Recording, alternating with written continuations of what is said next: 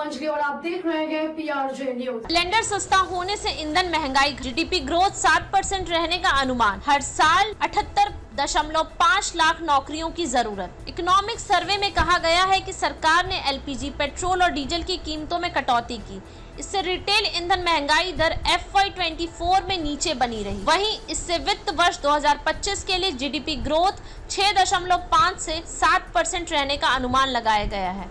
Economic survey में ये भी कहा गया है कि बढ़ती वर्कफोर्स की जरूरतों को पूरा करने के लिए सालाना लगभग 78.5 लाख नौकरियां पैदा करने की जरूरत है। वित्त मंत्री ने आज यानी सोमवार 22 जुलाई को लोकसभा में इकोनॉमिक सर्वे पेश किया। वित्त मंत्रालय का आर्थिक मामलों का विभाग हर साल केंद्रीय बजट से ठीक पहले संसद में इकोनॉमिक सर्वे पेश करता है। इसे संसद के दोनों सदनों में पेश किया जाता है। सर्वे में पिछले 12 महीनों में भारतीय अर्थव्यवस्था में हुए डेवलपमेंट की रिव्यू होती है। इकोनॉमिक सर्वे से जुड़ी बातें। ग्लोबल एनर्जी प्राइस इंडेक्स में FY24 में गिरावट आई। सरकार ने एलपीजी, पेट्रोल और डीजल की कीमतों में कटौती की। इससे रिटेल ईंधन महंगाई दर FY24 में नीचे बनी रही। अगस्त 2023 में एलपीजी कीमतों में 200 रुपए सिलेंडर की कटौती की गई। व मार्च 2024 में पेट्रोल और डीजल की कीमतों में 200 रुपए प्रति लीटर की कटौती की गई। एग्रीकल्चर सेक्टर को खराब मौसम, घटते जलाशयों और फसलों के नुकसान के कारण चुनौतियों का सामना करना पड़ा।